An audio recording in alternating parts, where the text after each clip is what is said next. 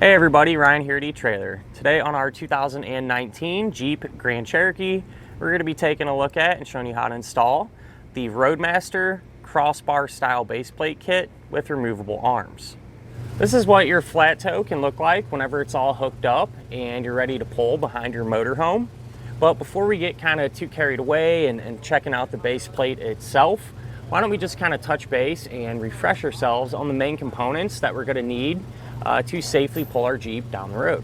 So there's going to be a total of 5 main components needed to flat tow your Jeep down the road behind your motorhome. The first one's going to be your base plate. And what that's going to do is provide us with a solid and reliable connection point. That way we can hook our tow bar up to it. And the tow bar is going to be that second component. And this is going to be the physical link that actually connects the front of your Jeep to the back of your motorhome. The third main component is going to be safety cables. And these are pretty straightforward. These are there in the event of an unlikely disconnect. These are going to keep everything paired together. The fourth main component is going to be tow bar wiring. And what the wiring is going to do is transfer the lighting functions from the back of your coach to the back of your Jeep, keeping you safe and legal. And last but not least, the fifth main component is going to be a braking system. And what this is going to do is apply the brakes in your Grand Cherokee whenever you hit the brakes in your RV, helping to bring you to a more complete and predictable stop. And there is one other thing that I do highly recommend picking up. It isn't absolutely necessary, but it's definitely beneficial. And that would be a battery charger or a battery charge line. And I say that because just about every braking system that you put in the Jeep will use its battery power. So whenever you're towing behind your motorhome and that braking system is operating, it's constantly using a little bit of your Jeep's battery to operate. And what can happen is, you can drain that battery or wear it down and everything else. And by using a battery charger or charge line, what's going to happen is your motorhome is essentially going to maintain or trickle charge your Jeep's battery. That way it'll stay fully charged and you're not going to have anything to worry about. So whenever you are ready to flat tow, with this being a crossbar style base plate, you are going to have to set that up. And the base plate's not going to come with this, the tow bar will, so whatever tow bar you choose, make sure it does come included with this section. And it's pretty straightforward. Essentially, you're just going to have to bolt these ends to your arms, and then this will set up in place. So what I like to do is take these portions here that bolt to the removable arms. They're labeled and they tell you which way they go and everything else. But what I like to do is get them on the removable arms, kind of hand tight. Then take your crossbar here and set that on there. And then you can kind of center them, if that makes sense. And once you find that spot, you can tighten down your hardware. Whenever you are doing that, make sure to use Loctite on the bolts and torque them down to the specified amount. So if you are wondering if you can just drive around town with everything set up like this, that's perfectly fine. And honestly, that's probably what I would do whenever I disconnected from the motorhome, if I was actually out and about, hanging out. Even though it's easy to remove all this stuff, I don't think I'd go through the trouble if I planned on hooking it back up in a couple days. And it don't look terrible, you know what I mean? These Jeeps accept accessories really well, and so it doesn't really look funny. Now, on the same note, whenever you're not flat towing or don't plan on in a while, all this can come off and give us pretty much a factory appearance. So let's go ahead and pull this apart and check that out now. So the way you'd pull this apart, it's all quick connects more or less. You're gonna pull your pins out, pull this off, and then you can simply pull out on these pins, rotate the arms, and pull them right out.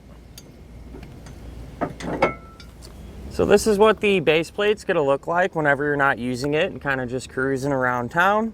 And honestly, I think it looks really good. Blends in nicely. The base plate comes out of these openings here, which we did have to create, but a lot of times some of these Jeeps will have factory tow hooks here, and it just utilizes that spot, and and kind of looks factory almost. One thing I do like is the fact that the base plate gives us bracketry.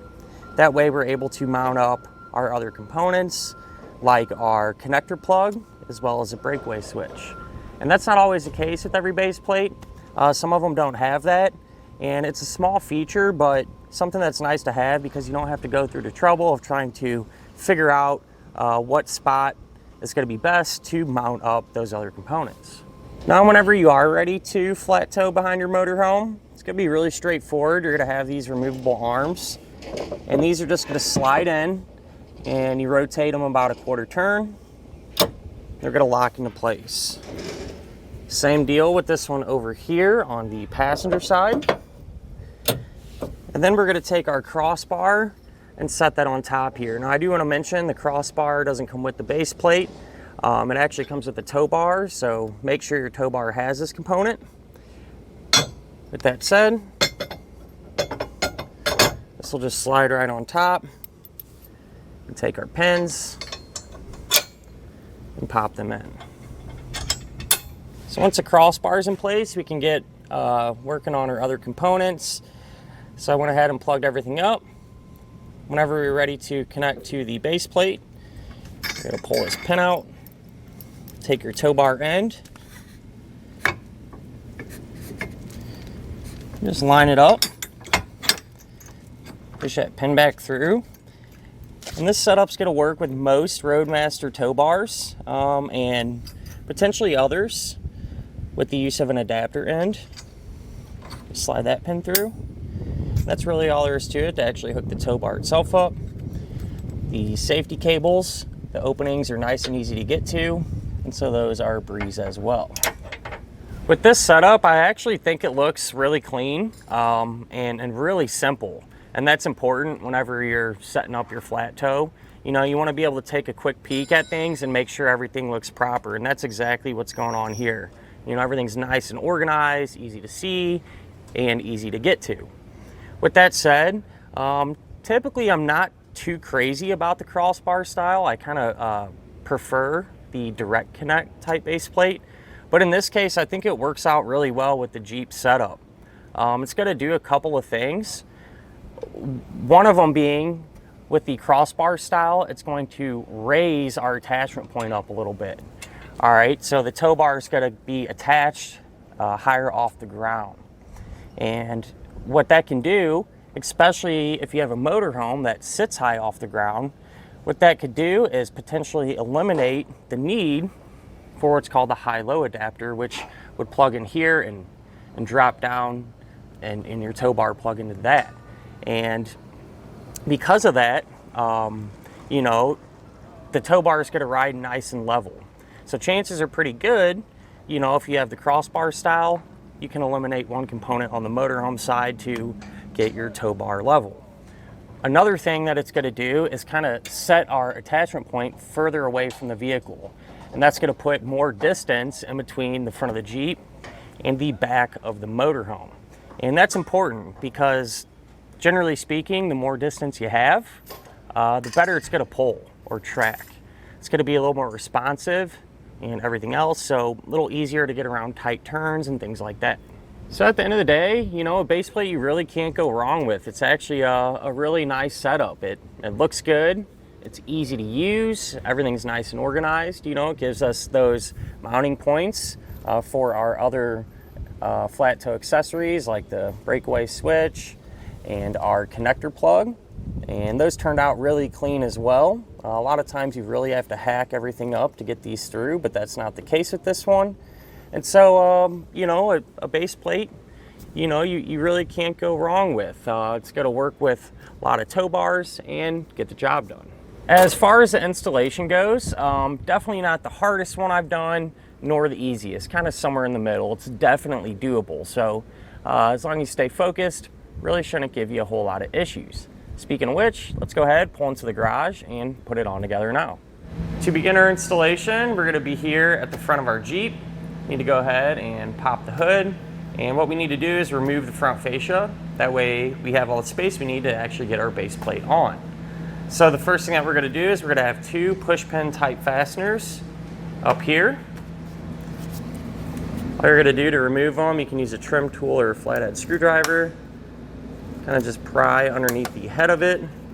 And if it doesn't come right out, you can always get underneath the base and pop it out like that. I'll do the same thing for this one over here.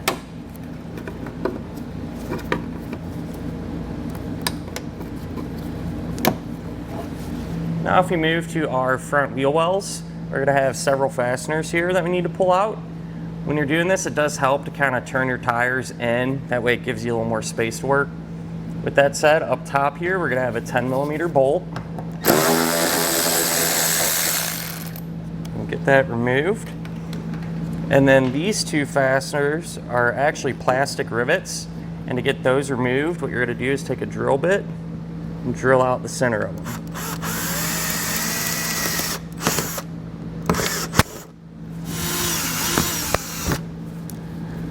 So if they pull out, great. If not, once the center's drilled, you can take a trim tool, kind of work that out. Now I want to mention from this point on, anything we do to one side of the vehicle, we're also going to do to the other side because it'll be set up the exact same way. What we need to do is remove this little trim piece here around our wheel well, and we just need to loosen it up, you know, till this area. We just want it to pass where our front fascia meets the quarter panel. And so what you can do is just kind of grab on it. And sometimes they come out real easy, like these bottom ones. You have to kind of work it. If it is fighting you a little bit and those clips are stuck, you can take a tool like this, small screwdriver, something, just kind of work those clips down, and it should release. So once we get to this point, we've cleared it, and we can go ahead and do the other side. So now underneath the front of our vehicle, on the bottom edge here of our wheel well liner, we're gonna have a couple fasteners. This one's just a quarter turn. Just turn that.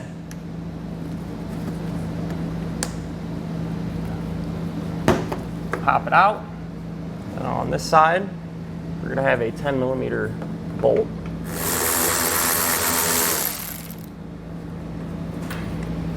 Then if you move to the center of our vehicle, we're gonna have 3 more of these quarter turn type fasteners here. Again, under the center front portion of our vehicle, we're gonna have a few more fasteners. One of them will be a push pin type. Go ahead and get this popped out. Then we're gonna have 3 10mm bolts.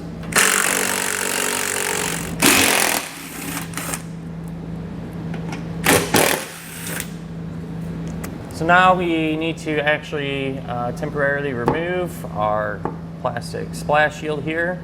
So since we already got the front edge fasteners out, we can pull out the rear ones, and these are going to be a 13mm.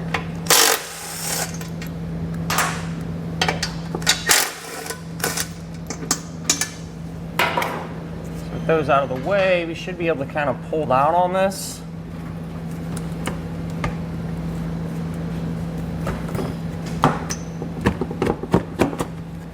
So if you're having trouble getting the shield removed here, because it's just so tight, it's pinched in between here, what you can do is loosen up these 2 bolts here, again with the 13mm, and that'll lower it down quite a bit and should allow us to kind of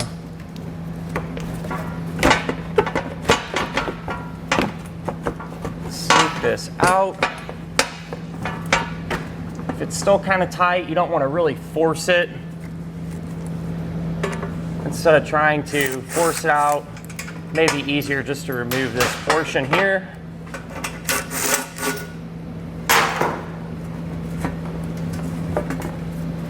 That way we can lower it down. Now if we move back to our wheel wells, and you can kind of push the liner out of the way. If your Jeep is equipped with fog lights, which are these here, we can disconnect them. It's much easier to do while the fascia is on the car, as opposed to trying to hold the fascia up and everything else. But there's going to be a tab on each side, and what I like to do is take a pick or a screwdriver or something like that and just kind of push down on that tab. Do that on each side.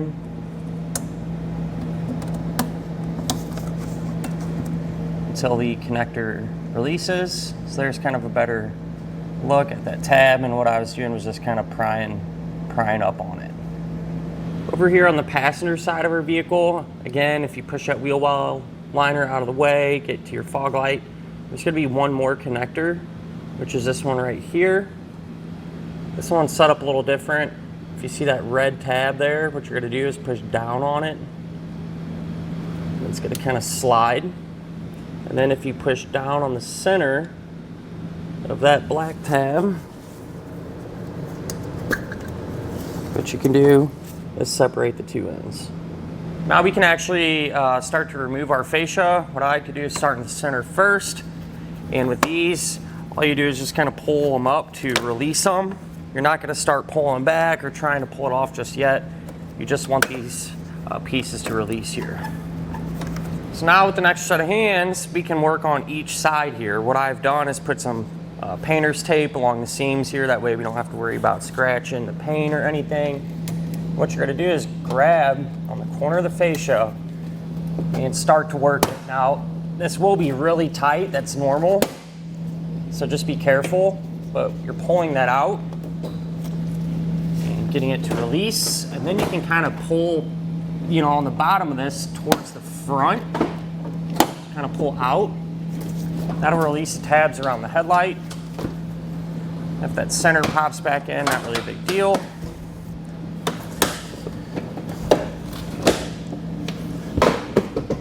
And we should be able to kind of drop this down. So I just had a piece of plastic get hung up there.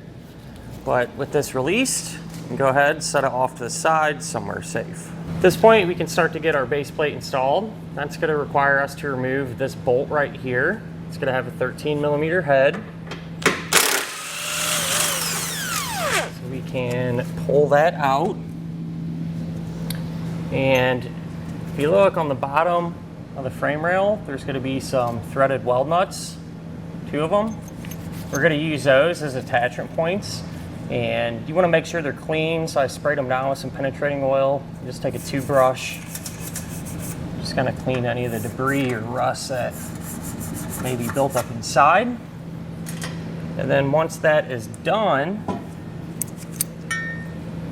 we can grab our base plate. Now these are side specific, so make sure to see your instructions, make sure you have the right one. One quick way to tell is the safety chain opening should be facing towards the outside of the vehicle. These 2 holes are going to line up with the weld nuts in the frame, and this hole here is going to line up with this one where we remove this factory bolt. With that said, what we're going to do is take these bolts here, put on that large fender washer and a split lock washer. Kind of just hold this in place. We're going to take some red Loctite, put it on the threads, and we're going to do that to all the hardware that's going to hold our base plate on. You can grab some of this here at etrailer. Hold that up flat, put the bolts through the bottom, and get this started hand tight. Do that for the back hole as well.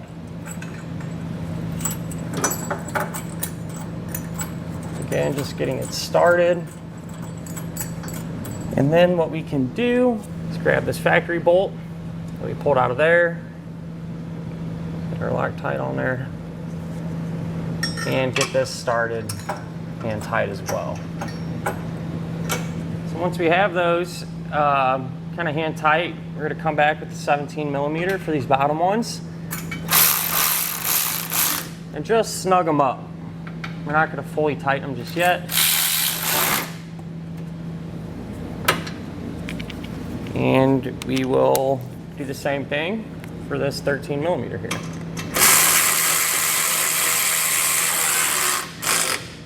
Now we can work on this attachment point here on the outside edge of our base plate. So you can see this elongated hole. If we run up through there, there's going to be a factory drilled hole in our bumper beam. So that's what we're going to use. What you're going to do is take one of these pipe spacers, slide that in between. There has been instances where it's too tight to get that pipe spacer in, and if that's your case, you can see your instructions will tell you how to kind of loosen the bumper up and give you some extra space. In our case, we got more than enough room. That said, we're going to take one of these bolts here, split lock washer, and what you want to do is make sure to use the smaller washer, flat washer. Put that over. That's going to run up through. You're going to take a larger flat washer, drop that over, and then just a hex nut.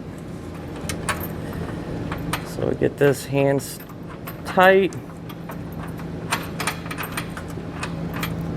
just like that. Now on the inside portion of our base plate, we're going to have another hole there that we're going to use. With this one though, there's no factory hole there in the bumper beam to run up a bolt through there. So we're going to have to drill a hole.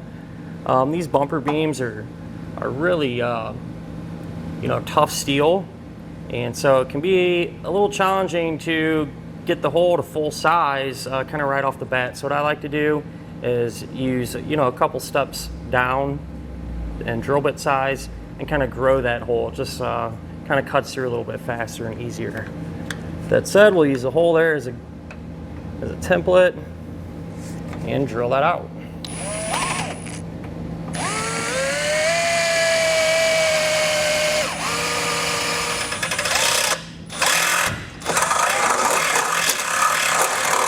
So now that we have the hole drilled out, I'm going to take another pipe spacer, put that over, and then we're going to be taking this bracketry here, and this is going to run from side to side. So make sure you're at least at this point on the other side of your base plate. So you want that set up the same way as this one up until this point. Let's take our bracket, and you want this portion to be facing down. It's going to line up over here. You're going to take a bolt, split lock washer and a flat washer, and run that up all the way through.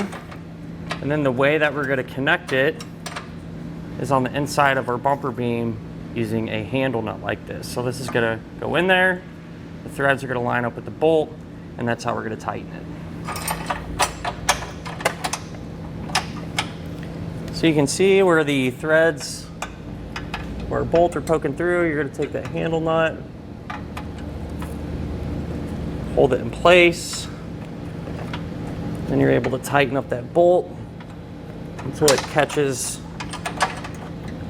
those threads. Sometimes it can be a little tricky, so just take your time and you'll get it.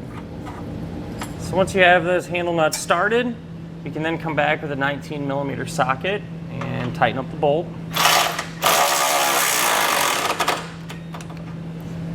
And then while we're here, we're also going to tighten up this nut and bolt that we left loose earlier. This one you may have to use some wrenches like this, just because there's not a ton of space to work here. We'll just get everything snug. At this point, you need to make sure to come back with a torque wrench and tighten down all of the hardware to the amount specified in the instructions.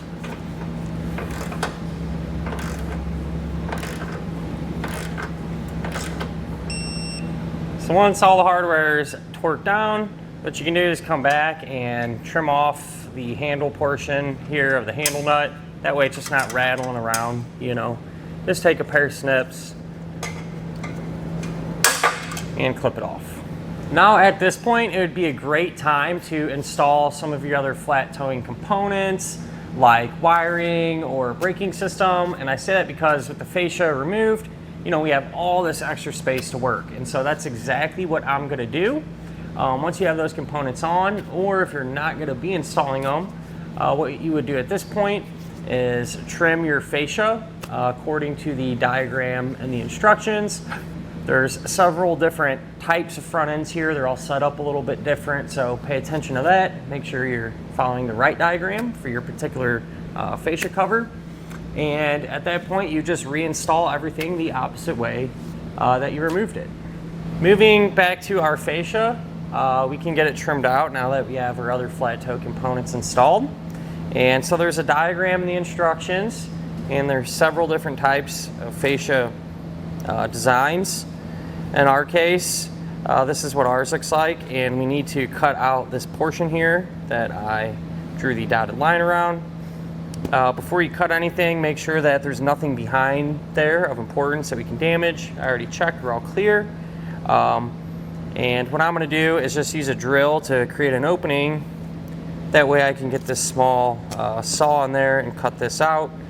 You don't have to do it this way. You can use a Dremel tool, cut off wheel, maybe a sharp utility knife, kind of whatever you have or whatever you think will work best. So with that said, I'll go ahead and get that done.